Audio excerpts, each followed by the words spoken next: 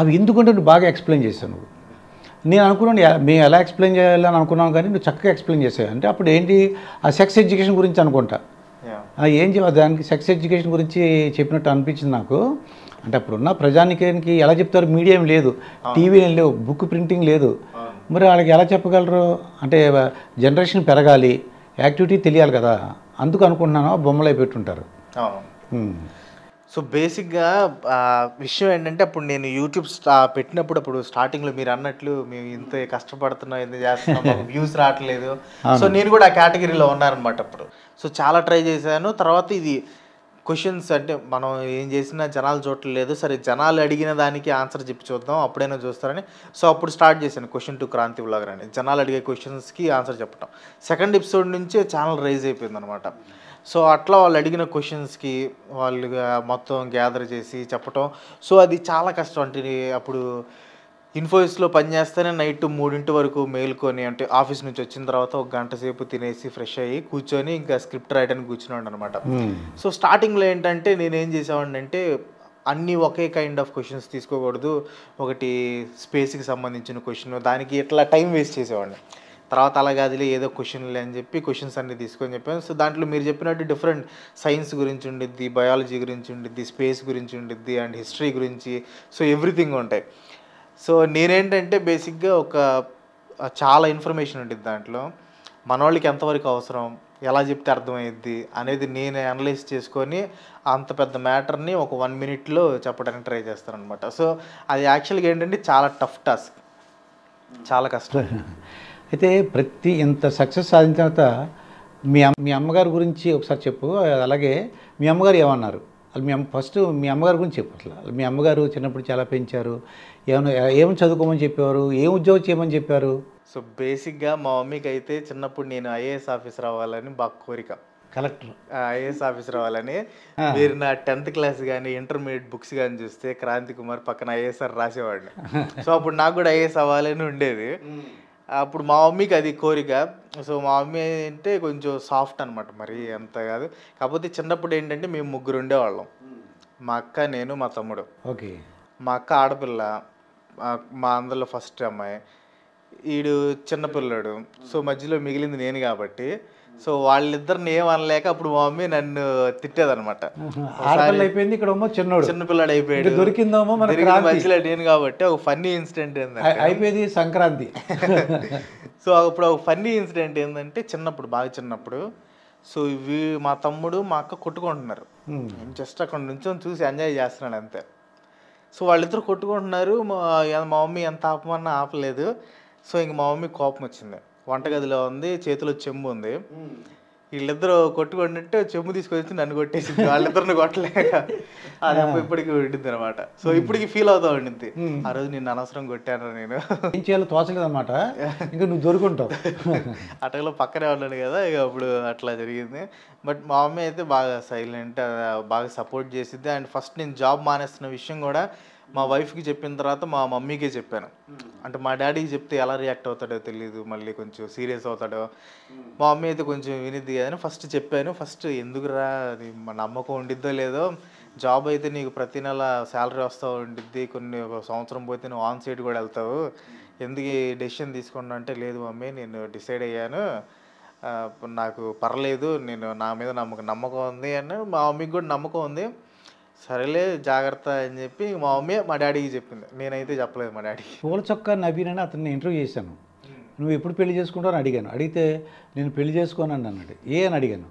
అడిగితే నాకు ఈ ఇంట్రెస్ట్ అంటే వీడియోస్ చేయడం, అప్లోడ్ చేయడం, దాంతో బిజీగా ఉంటాను, ఆ అమ్మాయి మీద వచ్చే కొత్త అమ్మాయితో నేను కాన్సన్ట్రేట్ చేయలేను, ఆ అమ్మాయికి అన్యాయం చేయలేను, నాకు పెళ్ళి వద్దని చెప్తున్నాడు. నేను ఎందుకు ఈ విషయం చెప్తున్నానంటే, ఇంత వీడియోస్ ఇంత కంటెంట్ ఇవ్వాలంటే నీ మిస్సెస్ కూడా నీకు సపోర్ట్ చేయాలి, ఆవిడ యొక్క సహకారం ఉండాలి అనుకుంటున్నాను నేను. డెఫినెట్గా ఈ సందర్భంగా ఆవిడ కూడా నేను ఆవిడని అభినందిస్తున్నాను. ఎందుకంటే ఆవిడకి మీకు అంత పేరు వచ్చిందంటే ఆవిడ సపోర్ట్ లేకపోతే ఖచ్చితంగా అసలు మిమ్మల్ని మొట్టమొదటిలో ఈ వీడియోలు ఏంటి, నాకు ఇష్టం లేదు అన్నాను అనుకోండి, మిమ్మల్ని సపోర్ట్ చేయకపోతే కొద్దిగా ఇబ్బంది అవును, ఇంకా గొడవలు అవుతాయి. సో ఇక్కడ నా అదృష్టం ఏంటంటే మా వైఫ్ సపోర్ట్ చేసింది. నేను మానేస్తానని చెప్పినప్పుడు మీరు ఏ డెసిషన్ తీసుకుని ఆలోచించే డెసిషన్ తీసుకుంటారని నాకు తెలుసు, అంత ఈజీగా ఏది వదిలిపెట్టరని తెలుసు. సో నాకైతే నమ్మకం ఉంది మీ మీద అని చెప్పింది. మా అత్త మామయ్య కూడా ఏం నెగిటివ్గా రియాక్ట్ అవ్వలేదు. వాళ్ళు ఓకే అంటే వాళ్ళకి కూడా నమ్మకం ఉంది నా మీద. సో వాళ్ళు కూడా బాగానే రియాక్ట్ అయ్యారు. బట్ మా వైఫ్ అయితే మాత్రం చాలా బాగా సపోర్ట్ చేసింది. అంటే నేను అంతెందుకు మొన్న ఒడిస్సా ట్రైన్ వీడియో పెట్టాను. ఆ రోజు మా ఎడిటరు వేరే ఊరు వెళ్ళాడు. సో నేనే చేయాల్సి వచ్చింది.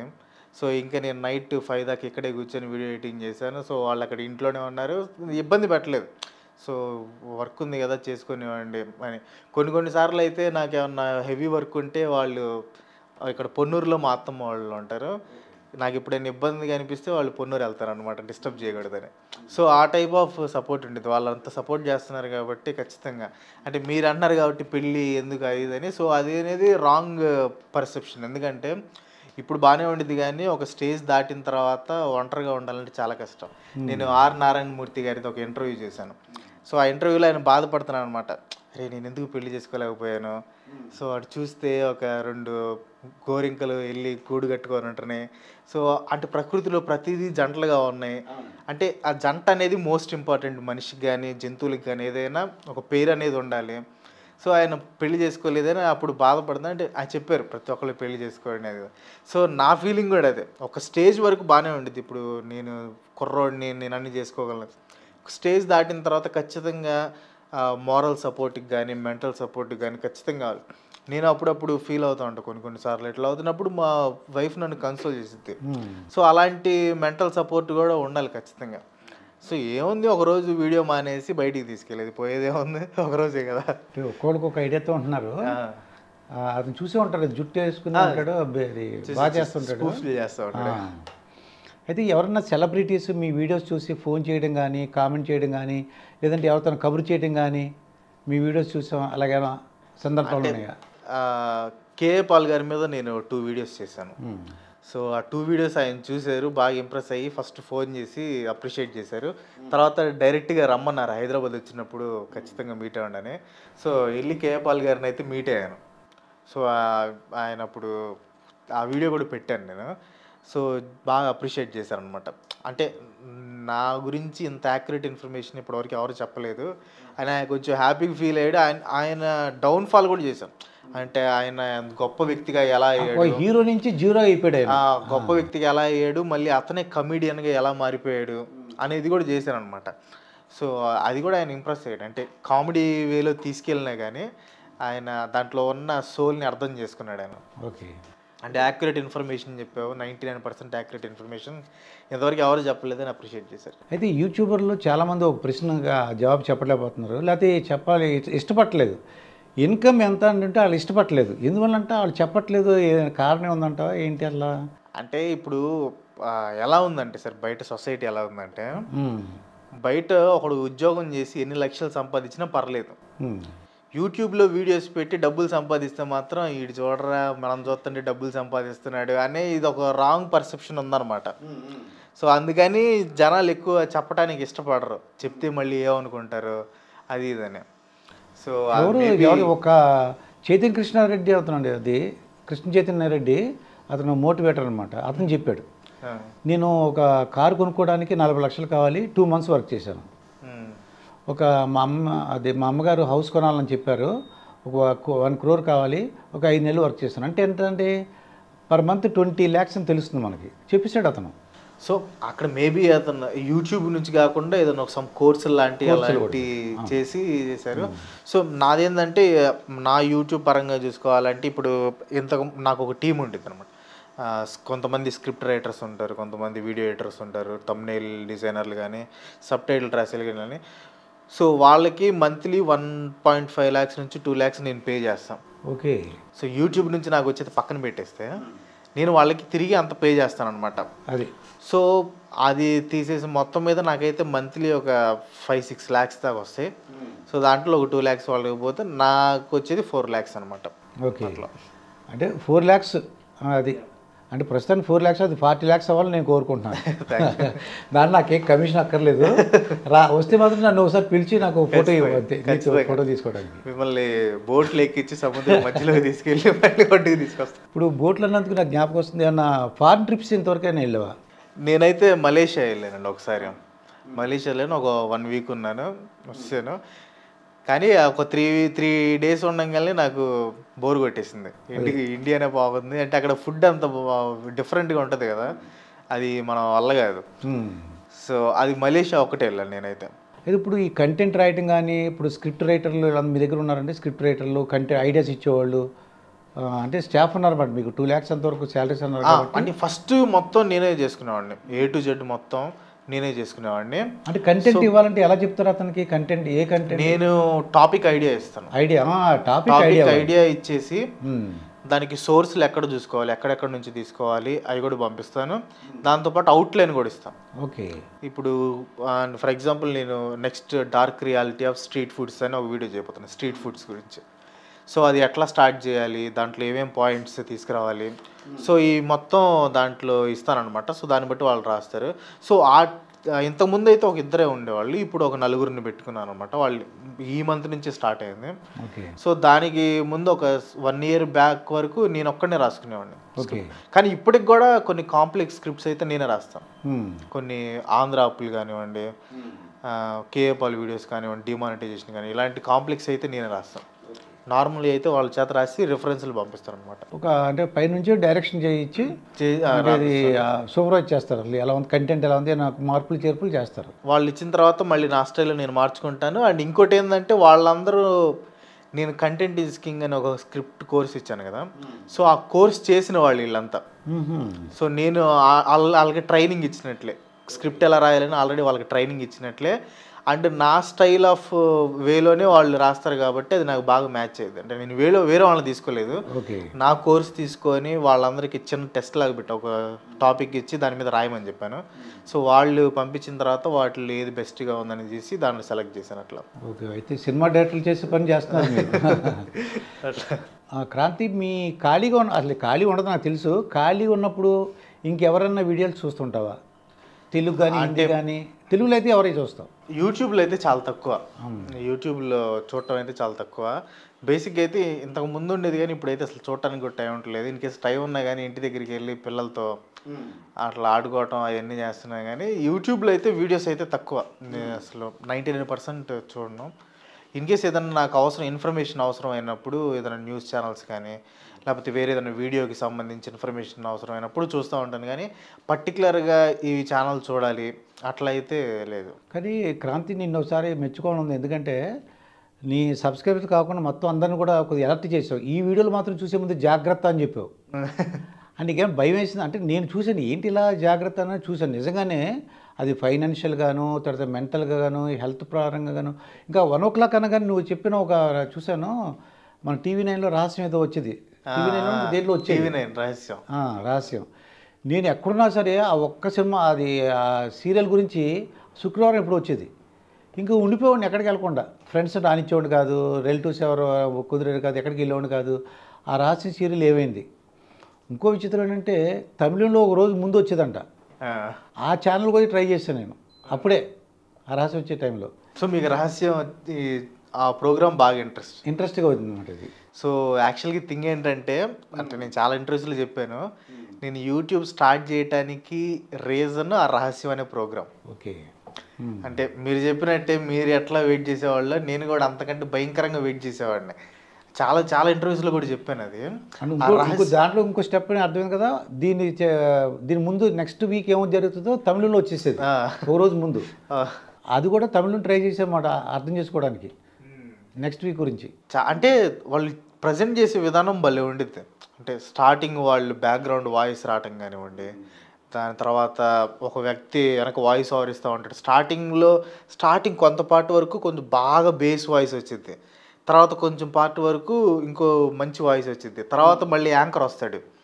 సో వాళ్ళు ప్రజెంట్ చేసే విధానం కానీ, బ్యాక్గ్రౌండ్ మ్యూజిక్ కానీ, వాళ్ళు చెప్పే ఇన్ఫర్మేషన్ కానీ, అదంతా నాకు బాగా ఇష్టం అనమాట. సో అట్లా ట్రై చేస్తా ఉంటాను. అంటే ఇప్పుడు ఈ కనెక్ట్ కొంతమంది వీడియోలు ఏం చేస్తున్నారంటే లైఫ్ స్టైల్ వీడియోస్ ఉన్నాయి. వీళ్ళు కంపల్సరీ 1 o'clock కొంతమంది ఉన్నారు. 1 o'clock వీడియో అనగానే అన్ని పనులు మానేసుకుని కూర్చుంటున్నారు. వాళ్ళందరూ జాగ్రత్త అని చెప్పి అలర్ట్ చేశావు. అప్పుడు నీకు భయం ఏం లేదంటావా? భయం కానీ కామెంట్స్ అంటే తమ్నెయిల్లో కొంతమంది ఫోటోలు పెట్టాను, దాంట్లో ఒకళ్ళు ఫోన్ చేశారా? మీరు తీస్తారా లేకపోతే మేము తీపిచ్చాలా అన్నట్టు కొంచెం సీరియస్గా అయితే అంత అవసరం లేదు, మీకు అబ్జెక్షన్ అయితే తీసేస్తానులే అని చెప్పి వాళ్ళ ఫోటో వరకు తీసేసాను. బట్ దాంట్లో చెప్పిన వరకు ఫ్యాక్ట్స్, అంటే మనం ఎంటర్టైన్మెంట్ పరంగా చూస్తే ఓకే, కానీ వాళ్ళు అలా ఉన్నారు, మనం కూడా అలాగే బతకాలి. సో అవన్నీ కొంతమంది అలా అనుకుంటూ ఉంటారు అనమాట. సో అట్లా వద్దు అని చెప్పాను. తర్వాత మళ్ళీ నేను జనాలు వ్లాగ్స్ ఎందుకు చూస్తారని కూడా చెప్పాను. సో ఫస్ట్ డార్క్ రియాలిటీ చేశాను, దానివల్ల ప్రమాదాలు ఏందని. రీసెంట్గా వ్లాగ్స్ చూడటానికి రీజన్స్ ఏంటని చెప్పాను. అంటే దాంట్లో ఉండే పాజిటివ్స్ ఏంటి, ఫర్ ఎగ్జాంపుల్ ఎస్కేపిజం. ఇప్పుడు నాకు చాలా బాధలు ఉన్నాయి, నేను డిప్రెషన్లో ఉన్నాను. సో ఆ వ్లాగ్ చూసినప్పుడు ఒక అమెజాన్ అడవుల్లోకి వెళ్తా చూపిస్తున్నప్పుడు కొంతసేపు నేను ఆ ప్రపంచాన్ని మర్చిపోయి అమెజాన్ అడవుల్లోకి వెళ్ళిపోతాం. సో మనమే అక్కడ ఉన్నట్లు, అతను మాట్లాడేది కూడా మనతో మాట్లాడుతున్నట్టుండిది కాబట్టి. సో అట్లా కొన్నిటికి ఆ వ్లాగ్స్ అనేవి ఉపయోగపడతాయి. కానీ కొన్ని లైఫ్ స్టైల్ కొన్ని ఉంటాయి కదా, మరీ వంటగదిలో కూర్చొని ఈరోజు బియ్యాలు రాళ్ళు వచ్చినాయి, ఇక 4 రాళ్ళు వచ్చినాయి, సో ఇలాంటివన్నీ టైం వేస్ట్ అవ్వాలి అలాంటి అది. కానీ ఎవరిష్టం వాళ్ళది, మనం ఏం చేయలేము. అది మా ఇంటి ముందు ఇలా గాలి వచ్చిందండి, కాగితాలు పడిపోయినాయి, అన్నీ తీసాను అని చెప్పేసి చెప్తుంటారు. కానీ బేసిక్గా ఏంటంటే జనాలు అయ్యే చూస్తున్నారు ఎక్కువ. సో అందుకే అలాంటివి ఎక్కువ చేస్తున్నారు. ఇప్పుడు ఎవరన్నా మీలాగా క్రాంతిలాగా వీడియోస్ చేయాలనుకో, వాళ్ళకైనా సజెషన్స్ ఇవ్వగలరా, సలహాలు? అంటే సక్సెస్ అవటానికి లేదంటే వాళ్ళు పెట్టాలనుకుంటే ఏంటి? ఫస్ట్ పేషెన్స్ అనేది మోస్ట్ ఇంపార్టెంట్. సో కొంతమంది పెట్టేసి 4-5 వీడియోలు పెట్టి మనకు రావట్లేదు, సో మన వల్ల కాదేమో, మనకి చేత కాదేమో, అది ఇది అనుకుంటారు. బట్ అర్థం చేసుకోవాల్సిన విషయం ఏంటంటే కొంతమందికి స్టార్టింగ్లోనే సక్సెస్ రావచ్చు, కానీ కొంతమందికి టైం పట్టింది బాగా. సో మనం అది వచ్చేంత వరకు మనం వెయిట్ చేయాలి. సో నేను అదే చేశాను. నేను సంవత్సరం పైగా నాకు రోజు అంటే వీడియో పెడితే 1000 వ్యూస్ 2000 వ్యూస్ అలా వచ్చాయి. ఎంతో కష్టపడి చేసినా కానీ అప్పుడు నేను చాలా డిప్రెషన్లో, అంటే నేను కూడా కొంచెం బాధపడేవాడిని, ఎందుకు చేస్తాను, కానీ నేను వదిలిపెట్టలేదు. సో మనం చేద్దాం, ఇంప్రూవ్ చేసుకుందాం, ఎప్పుడో ఒకసారి మనం సక్సెస్ అవుతాం అనే ఆలోచన నాకైతే ఉంది. సో అట్లా వెళ్ళాను. సో ఇక్కడ ఏంటంటే కన్సిస్టెన్సీ విత్ హార్డ్ వర్క్. కన్సిస్టెంట్గా హార్డ్ వర్క్ చేస్తామంటే ఏదో ఒక రోజు కంపల్సరీగా సక్సెస్ అవుతాం. కొంతమంది 1 నెలలో అవ్వచ్చు, కొంతమంది 1 ఇయర్లో అవ్వచ్చు, కొంతమందికి 2 years పట్టవచ్చు. బట్ దాన్ని వదిలిపెట్టకుండా చేసామంటే మాత్రం ఖచ్చితంగా సక్సెస్ అవుతాం. సో దానితో పాటు మనం అప్గ్రేడ్ అవుతూ ఉండాలి. సో ఫస్ట్లో నేను చేసే వీడియోస్ ఇప్పుడు చేసే వీడియోస్కి చాలా తేడా ఉంటాయి. ఫస్ట్లో నేను చేసే చూస్తే కామెడీగా ఉంటాయి. స్టార్టింగ్ నేను చేసిన ఫేస్ క్యామ్ చూస్తే భయంకరంగా ఉంటుంది అనమాట, ఎందుకు చేశారు రా అనుకునేవాడిని. సో అట్లా ఉంటాయి. సో మనం ఏంటంటే ఎప్పటికప్పుడు అప్గ్రేడ్. ఇప్పుడు ఈ స్టూడియో కట్టడానికి కూడా నాకు 10 lakhs అయింది. సో 10 lakhs నేను యూట్యూబ్ మీద పెట్టానంటే నాకు యూట్యూబ్ మీద ఇంట్రెస్ట్, అందులో అప్గ్రేడ్ అవ్వాలని ఇంట్రెస్ట్ కాబట్టి దానికి ఖర్చు పెట్టాను. నా కెమెరా కూడా 2.5 lakhs ఉండిద్ది. సో కావాలంటే నేను ఫోన్లో కూడా రికార్డ్ చేసి పెట్టచ్చు. కాకపోతే ఏంటంటే ఇంకా ఎప్పటికప్పుడు అప్గ్రేడ్ చేసుకోవాలి. అక్కడే ఉండిపోయి ఇట్లాగే ఉన్నామంటే మాత్రం మనం పతనం అయిపోతాం అని తెలుసు. అంటే చాలా లైవ్ ఎగ్జాంపుల్స్ చూశాను కాబట్టి అవి కూడా నేను ఇంప్లిమెంట్ చేస్తూ ఉంటాను నా లైఫ్లో. చూడు క్రాంతి, ప్రతి వాళ్ళ జీవితంలోనూ బాగా బాధపడిన సంఘటనలు, చాలా ఆనందకరమైన సంఘటనలు ఉంటాయి. అలాగే నీ జీవితంలో బాగా ఇంతవరకు ఎక్కడా చెప్పని బాధపడిపోయిన ఆ రోజు చాలా బాధపడ్డానండి, ఏదో ఒక విషయం ఉంటుంది చిన్నప్పటి నుంచి ఇప్పటి వరకు. అలాగే సంతోషకరమైన విషయం, అవి ఇవి చాలా ఉన్నాయి. బాగా ఆనందపడినవి చాలా ఉన్నాయి, బాధపడినవి కూడా చాలా ఉన్నాయి. బట్ నా లైఫ్లో నేను బాగా బాధపడింది అయితే ఒక సంఘటన. అంటే అది ఎట్లా చెప్పాలో కూడా అర్థం కాదు. ఇన్ఫోసిస్లో ఉన్నప్పుడు సో ఒక ఫ్రెండ్స్ని నమ్మి ఒక బిజినెస్ అని చెప్పి దాంట్లో ఏం తెలియకుండా ఇంట్లో వాళ్ళకి చెప్పి కూడా సో దాంట్లోకి దిగి సో చాలా లాస్ అయ్యారు అనమాట. అక్కడ ఈ ఇన్ఫోసిస్లో పనిచేస్తున్నాం, ఇంట్లో వాళ్ళని డబ్బులు అడగలేం, అంత కంపెనీలో పనిచేస్తా ఇంట్లో వాళ్ళని డబ్బులు అడగలేం. అప్పుడు నా పరిస్థితి ఎలా ఉండేదంటే నాకు వచ్చే శాలరీ కంటే నేను కట్టే ఈఎంఐలు 5,000 ఎక్స్ట్రా ఉండేవి. నాకు వచ్చే శాలరీ మొత్తం ఈఎంఐస్కి పోయిద్ది, దానికి తోడు ఎక్స్ట్రా నేను 5,000 ఈఎంఐకి కట్టాలి. దాంతోపాటు నా రూమ్ రెంట్కి కట్టుకోవాలి, నాకు తినడానికి కావాలి. సో ఇలా చాలా సో మెనీ ఉంటాయి అనమాట. సో నేను ఎవరికి చెప్పను, ఇంతవరకు ఎవరికి చెప్పని విషయం ఏంటంటే ఒకానొక టైంలో ఇంకా నాకు ఏం చేయాలో తెలియలే. అప్పుడు కూడా నేను రోజులో ఓన్లీ సాయంత్రం పూట పచ్చడి వేసుకొని తిన్న చాలా రోజులు. ఇంక నా వల్ల కాలేదు. ఇంకా మా ఫ్రెండ్ ఒకటి పర్సులో ఒక 200 రూపీస్ దొంగతనం చేశారు. సో అది ఇంతవరకు ఎవరికి తెలియదు, వాడికి కూడా తెలియదు. సో ఇంకా నా వల్ల కాలేదనమాట. ఇంకా ఆ 200కి ఇప్పుడు ఏ 20,000 అంత ఇచ్చేయండి. తీసుకున్నాను. ఇంకా ఈ ఖర్చు పెట్టి తర్వాత మళ్ళీ కొన్ని రోజుల తర్వాత మళ్ళీ ఆ 200 పెట్టేసాను అడిగి తెలియకుండానే. ఓకే. సో అంటే అలాంటి పొజిషన్కి వెళ్ళిపోయాను అనమాట. సూసైడ్ చేసుకోవాలని పొజిషన్కి వెళ్ళిపోయాను. ఇంకా ఫోన్ చేసి ఇంట్లో చెప్పేశాను. అంటే అప్పుడు దాకా ఆపుకున్నాను, ఇంకా నా వల్ల కాలేదనమాట. అప్పుడు నేను సన్నబడి ఇంతకుముందు జిమ్కి వెళ్ళి బాగా ఫిట్గా అట్లా ఉండేవాడిని. సడన్గా సన్నబడిపోయి ఇంటికి వెళ్తే మా మమ్మీ వాళ్ళు ఏమో దిగులు పడుతున్నాడేమో అది ఇది అనుకున్నారు. ఇంకా ఫైనల్ స్టేజ్కి వెళ్ళిపోయింది. ఇంకా సూసైడ్ ఒక్కటే నాకు మార్గం అనుకుని ఫైనల్ స్టేజ్కి వెళ్ళిపోయి ఇంకా ఇంట్లో వాళ్ళకి ఫోన్ చేశాను. ఫోన్ చేసి ఇంకా నా వల్ల కావట్లేదు, ఇది అయిపోదాం అనుకుని. అంటే ఫస్ట్ టైం మా డాడీ ఏడవటం చూసి, అంటే నేను ఏడుస్తే ఇంకా ఫోన్ చేశాను మా డాడీకి.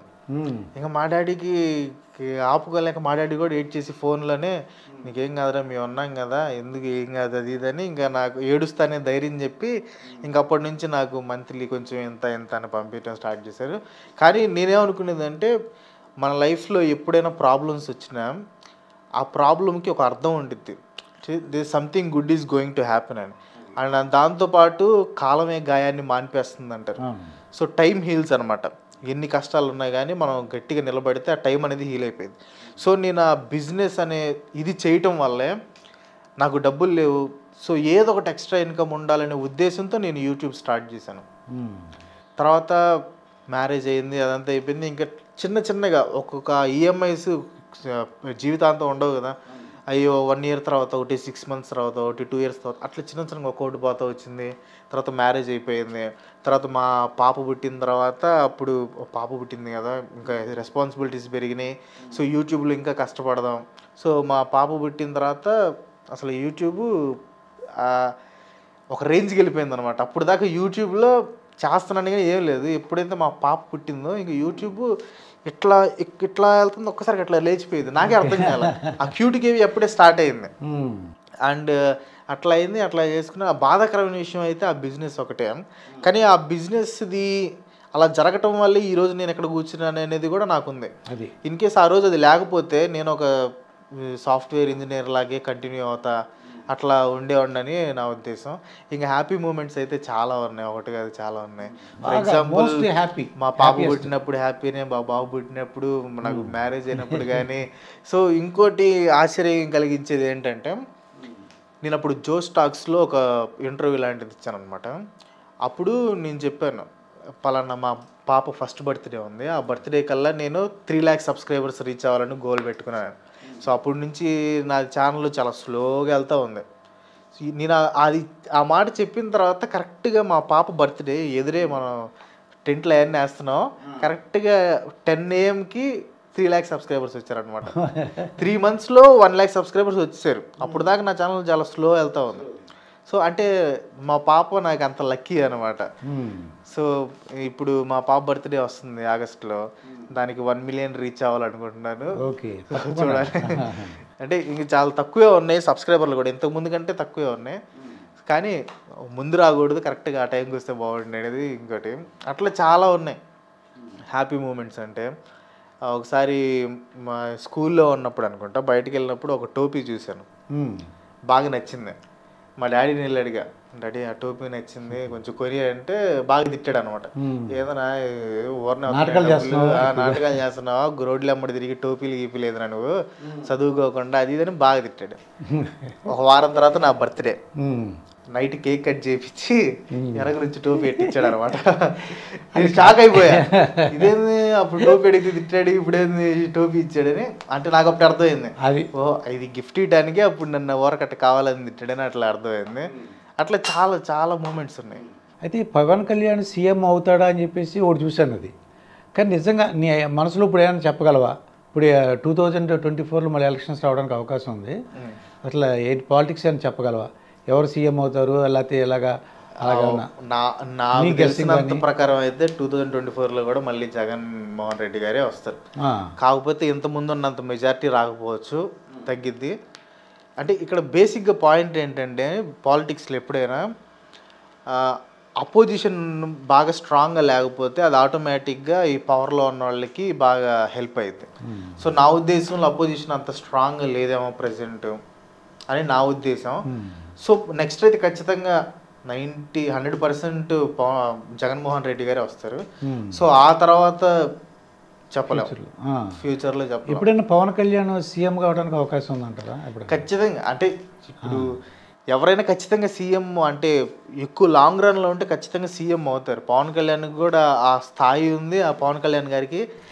సో కాకపోతే ఏంటంటే నిలబడాలి అంతకాలం. నేను వీడియోలో కూడా అదే చెప్పాను, పవన్ కళ్యాణ్ గారు సీఎం అవుతారు ఖచ్చితంగా. కాకపోతే ఇప్పుడే అవ్వకపోవచ్చు, ఒక 10 years అయినట్టు జస్ట్ 2 terms అన్నా ఉండి ఆ ప్రజా సమస్యల పైన పోరాడుతూ ఉంటే ఖచ్చితంగా సీఎం అవుతుంది, దాంట్లో no doubt.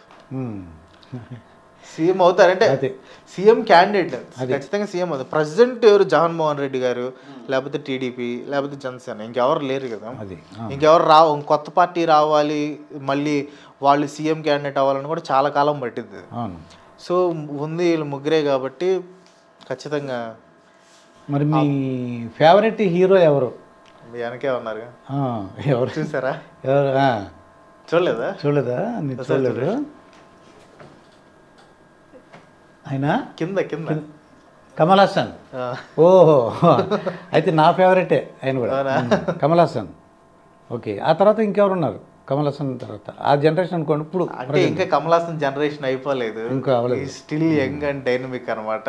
Okay, Vikram cinema కూడా చూసేవాడు, హైలైట్. బేసిక్ ఏంటంటే చిన్నప్పుడు మా ఫాదర్ కమల్ హాసన్ ఫ్యాన్ అనమాట. సో చిన్నప్పటి నుంచి ఆ కమల్ హాసన్ సినిమాలు చూడటం అలవాటు. సీడీలు తెచ్చి ఆ సీడీలు పెట్టేవాళ్ళు, సో అవి చూస్తూ ఉండేవాళ్ళు. సో కమల్ హాసన్ అనేది చిన్నప్పటి నుంచి రక్తాల్లో నరం ఎక్కేసింది అనమాట. ఓకే, అయితే మంచి పంచతంత్రం ఒకటి, పుష్పక విమానం నేను 25 times చూశాను. ఈ మైకిల్ మదన్ కామరాజ్ కానీ, సో చాలా సినిమాలు ఉన్నాయి, దశావతారం కానీ చాలా సినిమాలు. విశ్వరూపం సినిమాకి అయితే నేను, మా తమ్ముడు, మా ఫ్రెండ్స్ అందరం కలిసి ప్రొద్దుటూరులో బ్యానర్ పెట్టాం, పెద్ద బ్యానర్ థియేటర్ దగ్గర. అయితే థియేటర్కి వెళ్తున్నారు ఇప్పుడు ప్రస్తుతం? ఇప్పుడు తక్కువ అన్న ఇంగ్లీష్ మార్వెల్ మూవీస్ కానీ అలాంటివి వచ్చినప్పుడు, లేకపోతే విక్రమ్ లాంటి సినిమాలు వచ్చినప్పుడు వెళ్తాం. సో మూవీస్కి అయితే తక్కువ, చాలా తక్కువ. ఎప్పుడైనా ఒకసారి ఇంగ్లీష్ మూవీస్ వచ్చినప్పుడు మాత్రం, అది ఓన్లీ మార్వెల్ మూవీస్ వచ్చినప్పుడు మాత్రం కంపల్సరీ వెళ్తాం. మిగతా చాలా తక్కువ. రీసెంట్గా అయితే 2018కి వెళ్ళాం. ఓకే, ఒక్కదానికి. ఇంకోటండి క్రాంతి, నీకు గొప్ప నీ వీడియోస్లో సూపర్ అనేది కిమ్ మామ. కిమా ఫోటో కూడా అసలు నిజంగా కిమ్ మామ మన ఇండియాకి ప్రెసిడెంట్ అయ్యాడు. అటువంటి, అంటే ఆయనని కాదు, అటువంటి క్వాలిటీస్ ఉన్న అతను ఇక్కడ సర్వే అవుతాడంటారా ఆ పార్టీ? కిమ్ మామ మనోళ్ళు చంపేస్తారు. అంటే మనోళ్ళు ఇది డెమోక్రటిక్ కంట్రీ కాబట్టి నువ్వు కొన్ని అయితే పర్లేదు, ప్రతి ఒక్కటి నేను చెప్పినట్టే డిక్టేటర్షిప్ లాగా ఉండాలంటే మనోళ్ళు తిరగబడతారు. మన చాలాసార్లు రెవల్యూషన్స్ వచ్చినాయి కాబట్టి కిమ్ అవకాశం లేదు. కాకపోతే ఏంటంటే జనాలని సాటిస్ఫై చేయడానికి నేను అలా కొత్త కాన్సెప్ట్స్ చేస్తానమాట. ఎలా వచ్చింది అసలు ఐడియా నీకు? ఇంకా జనాలు అడుగుతూ ఉంటారు ఇంకా కిమ్మా అని, చేయకపోతే వాళ్ళు హర్ట్ అవుతారు. Starting very beginning first time starting అయితే అప్పుడు అనిపించింది, అంటే ఫస్ట్ అయితే అదే చేశాను, కిమ్మా చచ్చిపోతే ఏమైద్దని చేశాను. తర్వాత కిమ్మా పిఎం అయితే ఏమైద్దని చేశాను. సో అప్పుడు ఆ థాట్ వచ్చింది. ఇంకా దాని మీద 43 వీడియోస్ చేశాను కిమ్మా మీద. అంటే నేను ఇప్పుడు వెళ్ళి గిన్నీస్ వరల్డ్ రికార్డ్ అప్లై చేయొచ్చు అనమాట. ఇండివిజువల్ యూట్యూబర్ ఎవరంటే ప్రపంచం మొత్తం నేను అక్కడనే. అండ్ కొన్ని కాన్సెప్ట్స్ అయితే రీసెంట్గా ఒక కాన్సెప్ట్ చేశాను, గరుడ పురాణంలో కిమ్మాకి శిక్షలని. సో బేసిక్గా ఏంటంటే గరుడ పురాణంలో శిక్షలు యూట్యూబ్లో చాలామంది కొన్ని 100 వీడియోస్ ఉన్నాయి.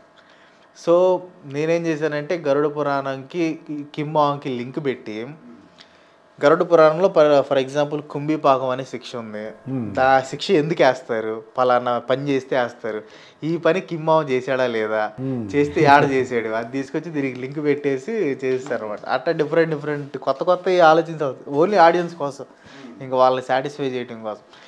40 వీడియోస్ చూసినా వాళ్ళు ఇంకా అడుగుతూ ఉంటారు కిమ్మా వీడియో పెట్టి.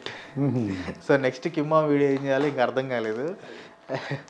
ఎవరన్నా సినిమా వాళ్ళు మిమ్మల్ని చూసి, మీ వీడియోస్ కానీ మిమ్మల్ని చూసి కానీ, అంటే కామెడీగా కానీ ఏదో రూలు మీకు ఇష్టం వస్తారా అని అన్నానుకో, అంటే సినిమా ప్రొడక్షన్లో మీ హెల్ప్ కావాలి, లేదంటే మీరు అంటే యాక్టింగ్లో కానీ లేకపోతే స్క్రిప్ట్ రైటింగ్లో కానీ ఆ ప్రొడక్షన్లో కానీ హెల్ప్ చేయమంటే వెళ్తారా సినిమా ఛాన్సులకి? అంటే అట్లా అడగరని ఎవరు అడగరని నేను అనుకుంటున్నాను. ఇన్ కేస్ అడిగితే అది డిపెండ్స్. కానీ మీకు ఒక ఆశ్చర్యం కలిగించే విషయం ఒకటి చెప్తాను. మామూలుగా నాకు ఫస్ట్లో ఫిలిం మేకర్ అవ్వాలని ఇంట్రెస్ట్ ఉండేది. స్టోరీస్ కూడా అవన్నీ రాస్తూ ఉండేవాడిని. తర్వాత అది మనకు అంత అవకాశం లేదు, మన ఫ్యామిలీ కూడా అంత కష్టం కాబట్టి అయిపోయింది. మీరు ఎవరితో సినిమా తీయాలనుకుంటున్నారంటే, ఒకటి కమల్ హాసన్తో తీయాలనుకుంటున్నాను, 2 మహేష్ బాబుతో తీయాలనుకుంటున్నాను. మహేష్ బాబుతో ఎలాంటి సినిమా తీయాలనుకుంటున్నారంటే ఒక జేమ్స్ బాండ్ టైప్లో అడవుల్లో తిరుగుతా ప్రపంచం అంతా చుట్టేస్తా. సో ఈ టైప్ సినిమా తీయాలనుకున్నాను. సో రాజమౌళి గారు మహేష్ బాబుతో సేమ్ అలాంటి టైప్ మూవీ తీస్తున్నారనమాట. సో నేను మహేష్ బాబుని ఎలాగైతే చూడాలనుకున్నానో అది రాజమౌళి గారు చూపించబోతున్నారు. సో అది హ్యాపీ అనమాట. ఓకే ఓకే, మీరు అనుకున్నది రాజమౌళి గారు. నేను యాక్చువల్గా ఎలాంటి క్వాలిటీస్ ఇది చెప్పాను, సేమ్ అలాంటి క్వాలిటీస్ ఉన్న సినిమానే దిగబోతున్నారని న్యూస్ వచ్చింది. అంటే నా వీడియో చూసి చేశారని నేను చెప్పాను, కోయిన్సిడెన్స్ అది అట్లా. అది ఇప్పుడు కొంతమంది కష్టపడి, ఇప్పుడు మీరు నా అన్వేషణ ఉంది, లేకపోతే అతను ఉన్నాడు ప్రపంచ యాత్రికుడు, అతను చేస్తున్నాడు. కొంతమంది వెంటనే అతను వీడియో పెడితే వెంటనే అతను ఆపోజిట్గా చేస్తుంటారు. కానీ నేను ఒకటి చెప్తానండి, నేను ఇంట్లో కూర్చొని చేస్తున్నాను, కష్టమే అది కూడా. కానీ నా అన్వేషణ అలాగే వీడియోస్ చేయడం అనేది చాలా కష్టం. అతను ఒక యూట్యూబరే నాకు కాంపిటేటర్ అనుకొని అది కాదు, కానీ ఉన్న ఫ్యాక్ట్ చెప్పాలంటే చాలా కష్టం. ఎందుకంటే అన్ని దేశాలు ఒక్కళ్ళే తిరగాలి, ఆ ఎక్విప్మెంట్ అంతా పెట్టుకొని తిరగాలి. ఇంకోటి ఏమనుకుంటారంటే తిరిగి ఏముందో డబ్బులు వస్తున్నాయి అది ఇది అనుకుంటారు. కానీ ఆ డబ్బులు కూడా పెద్దగా ఏం రావు. ఫర్ ఎగ్జాంపుల్ రీసెంట్గా నార్త్ కొరియాలో టూరిజం వదిలేరు. సో అతనే అడిగాడు అనమాట నన్ను, నార్త్ కొరియా టూరిజం వదులుతున్నారు, వస్తావా నువ్వు, మీ వాళ్ళు కూడా హ్యాపీగా ఫీల్ అవుతారు కదా, అక్కడ దగ్గరికి వెళ్ళి చూడొచ్చు. సో దానికి నేను చూస్తే నార్త్ కొరియా వెళ్ళి రావడానికి 4 lakhs అయింది, ట్రైన్ టికెట్స్ కానివ్వండి, వీసా కానివ్వండి మొత్తం. సో నాకు ఆ 4 lakhs రావాలంటే నేను ఎన్ని వీడియోలు పెట్టాలి, నాకు ఎన్ని వ్యూస్ రావాలి. సో అట్లా క్యాలిక్యులేట్ చేసుకుంటే నేను పెట్టిన డబ్బులు ఆ వీడియోల ద్వారా వస్తుంది, కానీ దాని మీద ఎక్స్ట్రా ఏం రావట్లేదు నాకు అనిపించింది. అది సో అతను చేసేది చాలా కష్టం, అప్రిషియేట్ చేయాలి. ఎందుకంటే అంత వెళ్ళి చేయటం అనేది మామూలు విషయం కాదు. ఫిజికల్ స్ట్రెయిన్, పెద్ద డబ్బులు కూడా వస్తాయి అంటే ఎక్కువ రావు. అంటే వాళ్ళు ఏమంటారంటే, నీకు ఫ్యామిలీ లేరా, పెళ్లి చేసుకోవా అలా అంటుంటారు. పాప నాకు ఏంటంటే వాళ్ళు అనేది మాకు కరెక్టే, పాప అతను ఇంట్రెస్ట్ కూడా చేస్తున్నాడు, ఇక్కడ వీళ్ళేమో ఇలా అంటుంటారు. అంటే ఇంకా వయసు అయిపోలేదు, వయసు ఉంది కదా. సో తిరిగినంతకాలం తిరుగుతాడు, తర్వాత పెళ్లి చేసుకోవచ్చు, తొందరే ఉంది అట్లా. కానీ అతను చేసేది అయితే మాత్రం అప్రిషియేట్ చేయాల్సిన విషయం అని నేను అంటాను. ఎందుకంటే అది చాలా కష్టం, అది తిరగటం కానీ అది చాలా కష్టం, నేను గమనించాను మొత్తం. ఓకే. కాకపోతే ఏంటంటే కొంచెం జోవియల్గా బూతులు మాట్లాడతా ఇట్లా అన్నారు, అవి కొంతమందికి నచ్చకపోవచ్చు, కానీ అది ఆయన వ్యక్తిత్వం, దానికి మనం ఏం చేయలేం కదా, అదో స్టైల్, అది అతని వే ఆఫ్ టాకింగ్ అంతే. సో నేనైతే మాత్రం అతన్ని అప్రిషియేట్ చేస్తాను. ఎందుకంటే చెత్త చూపించకుండా కొంచెం తెలియని ప్రదేశాలు చూపిస్తూ కొంచెం ఫన్నీ వేలో చూపిస్తున్నాడు. సో అదంతా తిరగటం కూడా కష్టం. అది నేను ఒక హైదరాబాద్ వెళ్ళిస్తేనే నాకు ఫీవర్ వచ్చేసింది, అలాంటిది తిరుగుతూ ఉంటాడు. ఓకే. అట్లా హర్ష సాయి అతను అంత ఎలా ఫేమస్ అయ్యాడంటారు, అని ఐడియా ఉందా మీకు ఏమన్నా? అంటే కాదు, అసలు ఏంటని అంటే బేసిక్ ఇక్కడ ఏంటంటే మన ఇండియన్ సైకాలజీ ఎలా ఉండిద్దంటే సింపతి ఎక్కువ.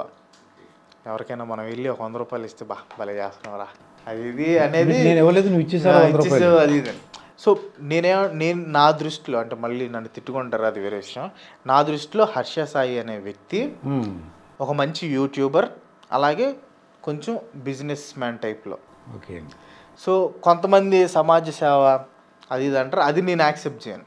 సమాజ సేవ ఏంటంటే ఇప్పుడు నేను 100 రూపాయలు సంపాదిస్తే ఆ 100 రూపాయల్లో ఒక 10 రూపాయలు నేను ఇచ్చానంటే అది సమాజ సేవ, అది కరెక్ట్.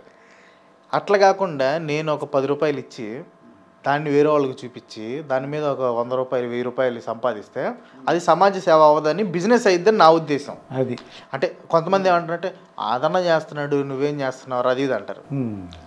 కానీ ప్రతి ఒక్కళ్ళు చేసి చూపించుకోరు. నేను కరోనా టైంలో వెళ్ళి అక్కడ కార్మికులు ఉంటే వాళ్ళకి ఫుడ్ ఇచ్చి వచ్చాం. నాకు 5 lakhs వచ్చినప్పుడు ఆర్ఫన్ అదేంది వృద్ధాశ్రమంలో వాళ్ళకి ఫుడ్ పెట్టి ఓల్డేజ్ హోమ్స్లో మంచాలు ఇచ్చాం. కానీ అవన్నీ మనం చెప్పుకో, అవన్నీ జనాలకి తెలియదు కాబట్టి ఆయన అదన్నా ఇస్తున్నాడు, నువ్వేం ఇస్తున్నావురా అది తిడతా ఉంటాను. సో నేను దాంట్లో తప్పంటలేదు, సో సమాజ సేవ చేస్తున్నాడు అనేది మాత్రం అది నిజంగా సమాజ సేవ చేసే వాళ్ళని కొంచెం కించపరిచినట్టు అయిద్దని నా ఉద్దేశం. మంచి యూట్యూబర్ అంటే ఆ మేకింగ్ స్టైల్ కానివ్వండి, ఆ ఎమోషన్స్ పండించడం కానివ్వండి, అదంతా చాలా బాగుంటుంది.